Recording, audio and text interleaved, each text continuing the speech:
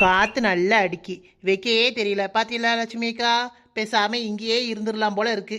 நீ இரு சின்ன பொண்ணு, எனக்கு கொஞ்சம் வேலை கிடக்கு வீட்டில், நான் போயிட்டு வரேன். அம்புஜக்கா இருந்தாவன்னா லட்சுமி அக்கா இருப்பாவ, அப்படிதானக்கா? அப்படிலாம் இல்லைம்மா, நீங்களா ஏதாவது நினச்சிக்கிட்டு பேசாதீங்க. எனக்கு தெரியாத அவங்கள பற்றி. ஏ கீதா, நீயா ஏதாவது யோசிச்சு வம்பிழுக்காத. என்ன என்ன மீட்டிங் நடக்கு? வா அம்புஜம். அம்புஜக்கா, முருங்கக்காய் நிறைய வாங்கிட்டு வந்திருக்கீங்க. ஆமா கீதா, லைனா வித்துட்டு இருந்தா பாத்துக்க. ஒரு முருங்கைக்காய் 10 ரூபாயா. நான் ஒரு கட்டா எடுத்து ஒன்று 5 ரூபா வச்சு கேட்டேன், தந்தான்னு வாங்கிட்டு வந்திருக்கேன். ஆளுக்கு 2 எடுத்துக்கோங்க. வேண்டாம் அம்புஜம், நீ உனக்கு வீட்டுக்கு தானே வாங்கின, எதுக்கு எங்களுக்கெல்லாம் கொடுக்க? இந்த லட்சுமியக்கா வாயை வச்சுக்கிட்டு சும்மாவே இருக்காது. அவியலும் தரமாட்டாவ, தரவியலையும் தரவிடாம ஆக்குறாவ. ஆளுக்கு 2 கொண்டு போங்க, இவ்வளத்தையுமா குழம்புல போட போறேன். எப்பா, காலும் கையும் நல்லா உழையுது. அம்புஜக்கா வீட்டுக்குள்ளேயே தான் இருக்காவ, அணைக்கமே காட்ட மாட்டுக்காவ. அதானே, நானும் நேத்து வாசல்ல ரொம்ப நேரமா உட்காந்துருந்தேன், ஆளு அணைக்கமே இல்லை. உள்ள என்னதான்க்கா செய்வியே? இது என்ன கேள்வி கீதா? ஞாயிற்றுக்கிழமை அதுமா பிள்ளைகள் வீட்டில் இருந்தால் வீட்டில் வேலை இருக்க தானே செய்யும். ஆமாம், ஒரே வேலை கீதா. ஞாயிற்றுக்கிழமை அதுமா கொஞ்ச நேரம் தூங்குவோம் எந்திப்போன்னு இருக்கா. அன்னைக்கு பார்த்துதான் மட்டன் எடு, சிக்கன் எடு, மீன் எடுங்கவ. பாத்திரத்தை கழுவி போட்டு கறியெல்லாம் கழுவி கிளீன் பண்ணி எடுத்து முடிக்கிறதுக்குள்ளேயும் கை கால் எல்லாம் தேஞ்சு போயிருது, முதுகெலும்புலாம் உடஞ்சி போயிருது. ஆமா, எங்க வீட்லயும் அதே கதை தான். மூத்தவ குடல் குழம்பு தான் வேணும்னு கேட்டா. சரி பிள்ளை நம்ம வீட்டில் வந்து இருக்கே, ஆசைப்பட்டதை வச்சு கொடுப்போன்னு காலையிலேயே அவரை அனுப்பிச்சி விட்டு குடலை வாங்கிட்டு வர சொன்னேன். அதை கழுவி இறக்கி எடுக்கிறதுக்குள்ளேயும் எப்பா என்னோட குடல் குந்தாடிலாம் அந்து போயிருச்சு. உங்க வீட்டு பிள்ளையிலாத வச்சதை சாப்பிடுதுவோ, என் வீட்டில் இருக்குது பாரு. ஒருத்தி சிக்கனை குழம்புல போட்டதை சாப்பிட மாட்டேக்கா, ஒருத்தி பொரிச்சதை தான் திங்க. தனித்தனியா இதுகளுக்கு விரைவி எடுத்து பொரிச்சு கொடுத்து சாப்பாடெல்லாம் கொடுத்து முடிச்சுட்டு மறுபடியும் அடுக்களுக்கு வந்து பார்த்தா பாத்திரம் குமிஞ்சு கிடக்கு. அவ்வளோதையும் கழுவி பிறக்கி எடுத்து குளிச்சு முடிச்சு வர்றதுக்குள்ளேயும் சாயங்காலமா ஆயிட்டு. படுக்கவும் நேரம் இல்லை, கொஞ்ச நேரம் உட்காரவும் நேரம் இல்லை. ஞாயிற்றுக்கிழமை வந்தாலே இப்படியே நேரம் போயிருது. ஆம்பளைங்களுக்கு மட்டும் ஞாயிற்றுக்கிழமை ஆபீஸ் லீவ் விட்டுறாவ, வீட்டில் இருக்க பொம்பளைங்கெல்லாம் வேலை செஞ்சே சாவுறோம். ஆமாம் ஆமாம், நாங்களாம் வேலை செய்கிறோம். நீ என்ன வேலை செஞ்ச? எல்லாத்தையும் உன் மாமியை தலையில கட்டி விட்டுட்டு நல்லா சுத்திக்கிட்டு அலையிற. ஏ லட்சு, என்ன இப்படி சொல்லிட்டீங்க? சமைக்கிறது மட்டும்தான் அது வேலை, மற்றபடி காய் வெட்டி கொடுக்கறது, பாத்திரம் கழுவுறது, துணி துவைக்கிறது, வீட்டை கூட்டுறது எல்லாம் யார் வேலை? நான் கிடந்து மாங்குன்னு செஞ்சிட்டு இருக்கேன். என் மாமியாக்கு நான் எவ்வளோதான் வேலை செஞ்சாலும் அது எல்லாருக்கிட்டையும் என்னைய பற்றி குறை சொல்லிக்கிட்டே தான் தெரியுது. சின்ன பொண்ணு ஒன்றும் செய்ய மாட்டுக்கா, வைக்க மாட்டுக்கா, சும்மா ஊரை சுத்துறான்னு. நீங்களும் அது சொல்றத நம்பிக்கிட்டு இருக்கீங்க. ஏ சரிம்மா, தெரியாம சொல்லிட்டேன். போங்க லட்சு, ஒண்ணுமே செய்யாம சுத்துறேன்னு சொல்லிட்டீல, ஹர்ட் ஆகுதுலா. இப்போ உங்களை பார்த்து நான் வேலையே செய்ய மாட்டீங்க, சும்மா சுத்திக்கிட்டே வருவீங்கன்னு சொன்னா எப்படி இருக்கும்? ஆமா ஆமா, கோவம் தான் வரும். சரி சின்ன பொண்ணு, வீடு தெரியாம சொல்லிட்டேன். ஜோசியம் பார்க்கலையோ கிளி ஜோசியம், கிளி ஜோசியம் பார்க்கலையோ கிளி ஜோசியம். என்ன சத்தங்கக்கு? கிளி ஜோசியம், கிளி ஜோசியம். கிளி ஜோசியம் பார்க்குற ஆள் வந்திருக்கு.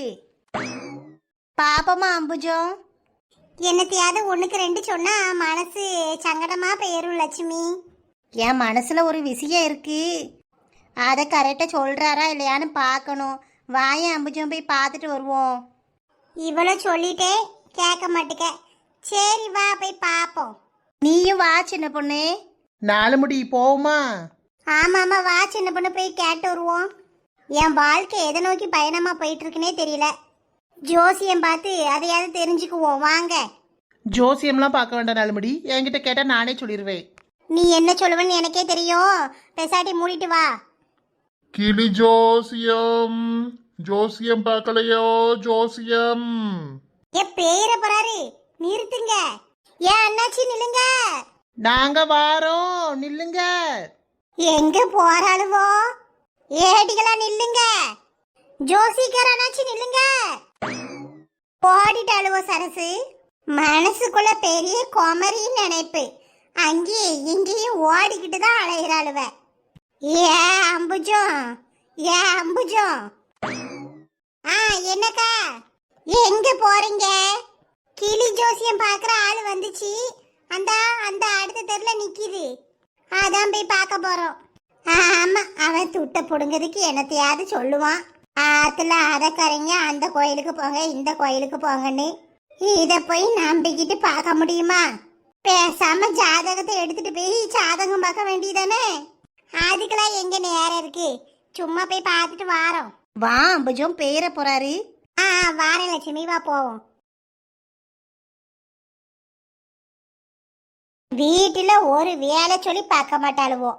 தெருவுல ஒருத்தரை விடக்கூடாது. காய்கறிக்காரன், கிழங்குக்காரன், பழக்காரன். இப்போ ஒருத்தன் பண்டம் கொண்டுட்டு வரானே பானிபூரி, ஒருத்தனையும் விட மாட்டாளுவோ. எல்லாத்தையும் வாங்கி தின்றணும்.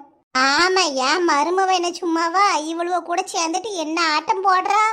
என்னத்தை விற்க வந்தாலும் அவளையும் ஒரு சத்தம் கொடுத்துட வேண்டியது. உமா வா, இது வேணுமா, அது வேணுமா, அவன் வந்திருக்கான், இவன் வந்திருக்கானே ஓயாம கூப்பிட்டுக்கிட்டே இருப்பாளுவ. சரி வா சரசு, இங்கனக்குள்ள சும்மா தானே உட்காந்துருக்கோம், நாமளும் போய் கிளி ஜோசிய பார்த்துட்டு வருவோம். இவ்வளவு நேரம் கதை சொல்லி சீரைக்கிறாம சித்தப்பன் கதையாக இருக்கு. நான் வரல, நீங்க வேணா போயிட்டு வாங்க. அடுப்புல சோத்த போட்டிருக்கேன், போய் பார்க்கணும். அப்ப நீ இங்க இரு, இவளுக்கு என்ன சொல்றான் என்ன ஏதுன்னு கேட்டுட்டு வாரேன்.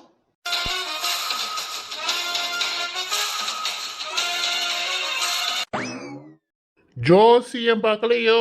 ஜோசியம். நில்லுங்க நில்லுங்க, ஜோசியம் பார்க்க தான் வந்திருக்கோம். ஜோசியக்காரரே.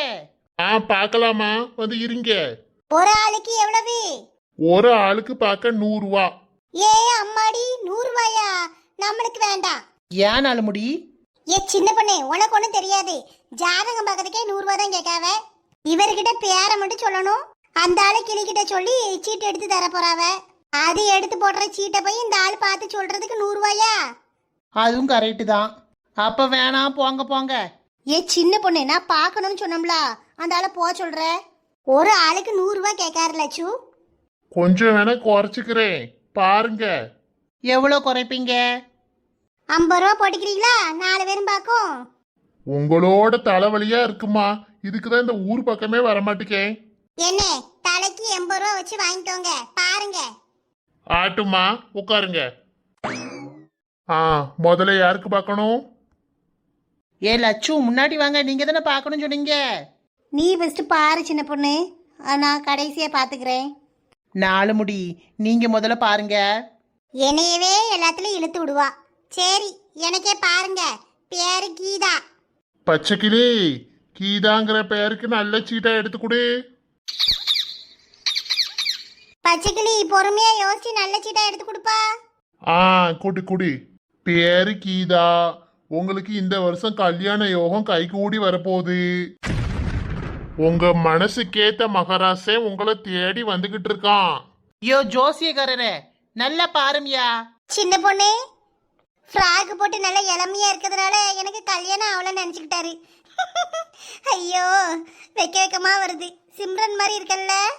4 முடி இருக்க, 4 முடிய பூரா வெட்டி போடுவேன். பொறாம படாதடி. ஐயா, நீங்க மேல சொல்லுங்க. அடுத்த முகூர்த்தத்திலேயே உங்களுக்கு கல்யாணம் நடந்தாலும் நடக்கும். ஏன் அண்ணே, அவளுக்கு கல்யாணம் ஆயிட்டு. கல்யாணம் ஆகி நல்ல பெரிய பையன் இருக்கான். என்ன சொல்றீங்க? ஐயா, கல்யாணம் ஆயிட்டோம்மா. நான் கல்யாணம் ஆகலன்னு நினைச்சுக்கிட்டு இருக்கேன். சரி சரி, மன்னிச்சுக்கிடுங்கம்மா. It's okay, it's okay. நீங்க நல்லா பார்த்து மேல சொல்லுங்க. ஐயோ ஜோசியக்காரரே, முதல்ல இழிக்காம கரெக்டா ஜோசியம் சொல்ல கத்துக்கிடுங்க. அதுவே அரை கிளவியாகி உட்காந்துருக்கு. இந்த கீதாக்காளுக்கு இனிமேதான் கல்யாணம் நடக்குமா? அவைய மாப்பிள்ளைக்கு தெரிஞ்சா அவ்வளோதான், அவங்கள வகுந்து புடுவாரு வகுந்து. ஐயா, மன்னிச்சுக்கிடுங்கம்மா. பச்சைக்கிளி, சரியான சீட்டை எடுத்துத்தா. சரியா வேலை பாரு.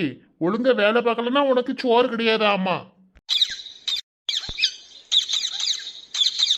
சரி சரி, கோவப்படாத. கிளி என்ன சொல்லுது? அது ஒன்றும் இல்லைம்மா. கிளிக்கு கோவம் வந்துட்டு திட்டினோம்ல, அது ரொம்ப ரோசக்கார பச்சைக்கிளி. கிளிக்கு மட்டும் கோபம் வரல, நீங்க சொல்றதெல்லாம் கேட்டு எனக்கும் தான் கோபம் வருது. சரியான பொறாம பிடிச்சவ. நீங்க நல்ல சீட்டா பார்த்து சொல்லுங்க. ஆ குடு குடு சொல்றேம்மா, நல்லா கேட்டுக்கோங்க. பேரு கீதா. உங்க வாயில சனி இருக்கு. வாயை வச்சுக்கிட்டு சும்மா இருக்கணும். ஒவ்வொரு நாளா இனிய நாளா அமையணும்னு கடவுளை வேண்டிட்டு இருக்கீங்க. என்னதான் வேணாலும் சொப்பனத்துல கூட அது வராது. என்ன ராசி சொன்னீங்க? மீன ராசி. மீன ராசியா? உங்க ராசிக்கு ஊர் பல்லுல விழுந்தே விளங்காம போயிருவீங்க. யோ, ஒரு அளவுக்கு தான் பொறுமையா இருப்பேன். நான் சொல்லலமா, கோவப்படக்கூடாது. கட்டம் சொல்லுது. உங்க லைஃபே நாசமா போகும்போது நீங்க மத்தவங்களுக்கு கொடுக்குற அட்வைஸ்லாம் யாராலும் உங்களை அடிச்சுக்கவே முடியாது. உங்க வாயி உங்க உருட்டுன்னு உருட்டுவீங்க. உலகமே அழிஞ்சாலும் உங்க உருட்டு அழியாது. கடவுள் உங்க வாழ்க்கையில கஷ்டத்தை வைக்கல, கஷ்டத்துல தான் உங்க வாழ்க்கையவே வச்சிருக்கான். யோ, நீர் சொன்னதெல்லாம் போதும். என் எதிர்கால வாழ்க்கை எப்படி இருக்கும் அதை மட்டும் சொல்லுங்க, போறோம். உங்க எதிர்கால வாழ்க்கை சிறப்பா இருக்குன்னு சொன்னா என் நாக்க அழுகி போயிரும். அம்மா முடியல. சும்மா இரு சின்ன பொண்ணு. என்ன அண்ணாச்சி இப்படி ஒரு மாதிரி பேசுறீங்க? நான் என்னமா செய்ய, கட்டத்துல இருக்க. கஷ்டம், ரொம்ப ரொம்ப ரொம்ப ரொம்ப கஷ்டம். நீங்க போற இடம்லாம் வெற்றின்னு சொல்லுவாங்க. அதை நம்பி எங்கேயும் பெயரக்கூடாது. செருப்படிதான் விழும். செருப்படி வாங்குறதுலயே ரெக்கார்ட் பண்ண ராசி உங்க ராசி. அம்மா வயிறு வலிக்குது. சும்மா இரு சின்ன பொண்ணு. ஆமா, வாயை மூடிட்டு இருட்டி. இங்கேரியா போதும். நீர் இதுக்கு மேல ஒன்னும் சொல்ல வேண்டாம். அடுத்த ஆளுக்கு பாருங்க. இவருக்கு பைசா கொடுத்தா தானே. ஏ லட்சுமிக்கா, நீங்க முன்னாடி வாங்க. சின்ன பொண்ணு பார்த்து முடிக்கட்டும் கீதா. உங்க பச்சைக்கிளியே சின்ன பொண்ணுங்கிற பேருக்கு சீட் எடுக்க சொல்லுங்க. பச்சைக்கிளி, சின்ன பொண்ணுங்கிற பேருக்கு ஒரு நல்ல சீட்டா எடுத்து போடு. பார்த்து பச்சைக்கிளி, நான் உனக்கு போவையில தேன் மிட்டாயி கடல மிட்டாயெல்லாம் வாங்கி தரேன். நல்ல சீட்டா எடுத்து போடு. ஆ குடு குடு. சின்ன பொண்ணு, உங்களால உங்களுக்கும் பிரயோஜனம் இல்ல, உங்களை சுத்தி இருக்கவங்களுக்கும் பிரயோஜனம் இல்ல. அப்படி சொல்லுங்க, அப்படி சொல்லுங்க. நீங்க திருந்துவீங்கன்னு சில பேர் அட்வைஸ் பண்ணுவாங்க. ஆனா உங்களை எல்லாம் செருப்பால அடிச்சாலும் புத்தி வராதுன்னு உங்களுக்கு மட்டும்தான் தெரியும். இங்க பாருங்க, இந்த சீட்டே எம்டியா இருக்கு. அதே மாதிரிதான் உங்க வாழ்க்கையும் எம்டியா தான் இருக்கும். ஐயோ, என்னையா சொல்ற? கொஞ்சம் பார்த்து நிதானமா நல்லதா 4 வார்த்தை சொல்லியா. கட்டம் அப்படிதாம்மா இருக்கு. சரி, உங்ககிட்ட ஒண்ணு கேக்கேன். கோவிலுக்கும் சாமிக்கும் என்ன வித்தியாசம்? அது வந்து கோவில் வந்து சிம்பு நடிச்ச படம், சாமி வந்து விக்ரம் நடிச்ச படம். சரிதாம்மா. இதுல இருந்தே தெரியுது மூளையில ஒண்ணு இல்லைன்னு. சிலருக்கு ஜாதகத்தை பார்த்து நேரத்தை வீணடிக்க விரும்பல. அடுத்தது யாரு? அம்மா, ஐயோ ஐயோ. சின்ன பொண்ணு கேட்டியா? உனக்கெல்லாம் ஜாதகம் பார்த்து நேரத்தை வீணடிக்க விரும்பலையா?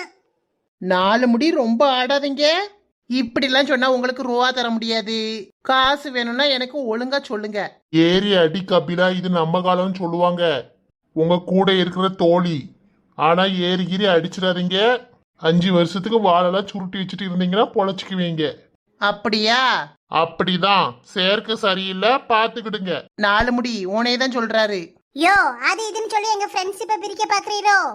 ஏம்மா, எனக்கு தெரியாதுமா. நீங்க 2 பேரும் ஃப்ரெண்டுன்னு எனக்கு இப்பதாம்மா தெரியும். அந்த பிள்ளை கட்டத்துல சேர்க்க சரியில்லைன்னு போட்டிருக்கு. நான் என்ன செய்வேன்? உள்ளதை தான் சொல்ல முடியும். சரிம்மா, நேரத்தை போக்காதீங்க. அடுத்து வாங்க. பேரு அம்புஜம். எனக்கு ஒரு நல்ல சீட்டை எடுத்து போடு கிளி. உங்க வாழ்க்கை இந்த ஆடி போய் அடுத்த ஆடி வர்றதுக்குள்ளேயும் ஆடி போயிரும். ஆடி.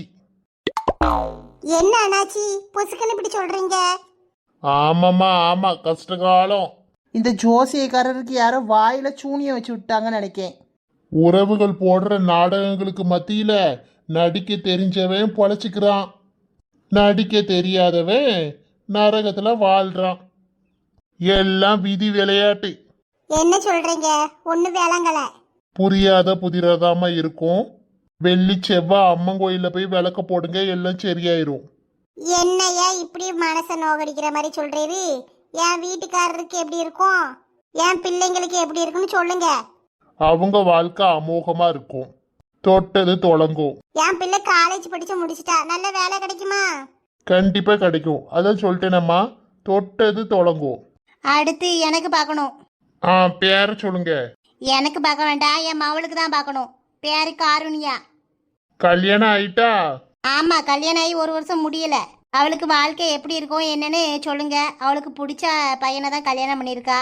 காரணியாவுக்கு நல்ல சீட் எடுத்து போட்டு பச்சைக்கிளி. பிடிச்ச ஆணு கூட பெத்தவங்களோட சம்மதத்தோட கல்யாணம் பண்ணியிருக்காங்க. வாழ்க்கை நல்லா இருக்கும். ஆனா ஒரு சின்ன சிக்கல். என்ன சிக்கலு? அந்த பொண்ணுக்கு கணவருக்கு செவ்வாய் தோசை இருக்கு. என்னையே சொல்றீங்க? நெஞ்சில இடியே இறக்குறீங்களே, அதுக்கு ஏதாவது பரிகாரம் இருக்கா? பரிகாரம்லாம் இருக்கு. உங்க பொண்ணு வாழ்க்கையில சின்ன சின்ன மனக்கசப்புகள், கவலைகள், கஷ்டங்கள், போராட்டங்கள் அப்பப்ப வந்துட்டு போகும். ஆனா மற்றபடி கணவர் கூட நல்லா இருப்பா, மகிழ்ச்சியா இருப்பா. புத்திர பாக்கியம் எப்படி இருக்கு? புத்திர பாக்கியத்திலையும் தடை இருக்குமா?